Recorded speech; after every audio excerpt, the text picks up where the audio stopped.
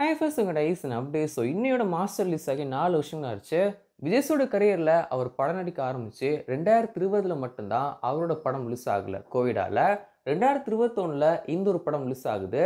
நிறைய பேர் அவங்களுடைய படத்தை எல்லாம் பெரிய படத்தையுமே ஓடிடி ரிலீஸும் பண்ணிட்டு இருந்தாங்க.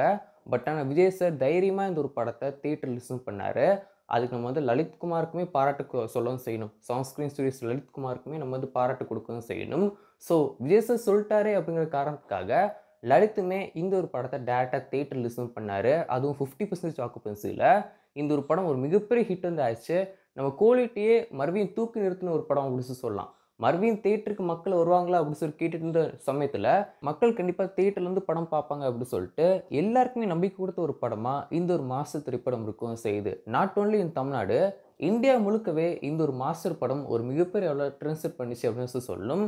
மாஸ்டர் படம் தான் விஜய் சார் இருக்கிறே இல்லையே வேர்ல்டு அவரை வந்து ரீச் பண்ணி கொண்டு போன ஒரு படம் கூட சொல்லலாம். ஜேடி அப்படிங்கிற கேரக்டர் எல்லாருக்கும் ரொம்ப பிடிச்ச ஒரு கேரக்டரா இன்னைக்கு வரைக்கும் இருக்கவும் செய்யுது. லோகேஷ் இந்த ஒரு இடத்துல பாராட்டியிருந்தாலும் விஜய் சார் கம்ப்ளீட்டாக ஒரு டிஃப்ரெண்டான ஒரு லுக்கு கொண்டு வந்து போயிருப்பாரு. அவரோட ஹேர் ஸ்டைல் ஆரம்பிச்சு அவரோட மேனரிசம் அப்படி சொல்லிட்டு கம்ப்ளீட்டாக விஜய் சாரை சேஞ்ச் ஓவர் பண்ண வச்சிருப்பாரு. இந்த ஒரு மாஸ்டர் படத்தில் விஜய் சார் இன்னைக்கு வரைக்குமே அந்த ஒரு காப்பை யூஸ் பண்ணிட்டு இருக்காரு. இடையில மாஸ்டர் முடிஞ்சப்போ அந்த ஒரு காப்பை லோகேஷ் வாங்கிட்டு வந்து போயிட்டாரு. இப்போ லியோ பண்ணுறப்போ அந்த காப்பை வந்து விஜய் சார்க்கே கொடுத்து இப்போ விஜய் சார் வந்து பார்த்தீங்கன்னா ஆஃப்லைனில் கூட அந்த ஒரு காப்போட தான் இருக்கவும் செய்கிறாரு. என்னை பொறுத்த வரைக்கும் இன்னைக்கு வரைக்கும் விஜய் சாருடைய பெஸ்ட் லுக்குனா கண்டிப்பாக அந்த மாஸ்டர் படம் தான். இந்த ரீசெண்ட் இயர்ஸில் அவரோட பெஸ்ட் லுக்னா மாஸ்டர் தான். இதுக்கு முன்னாடி என்கிட்ட வந்து கேட்டிங்கன்னா துப்பாக்கி படத்தோட லுக் நான் வந்து சொல்ல செய்வேன். பட் ஆனால் இப்போ ரீசெண்ட் இயர்ஸில் விஜய் சாருடைய பெஸ்ட் லுக்னா மாஸ்டர் மட்டும்தான்.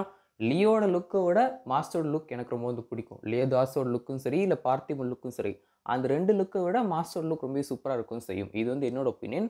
நீங்கள் உங்களோட ஒப்பீனியன் ஷேர் பண்ணுங்கள்.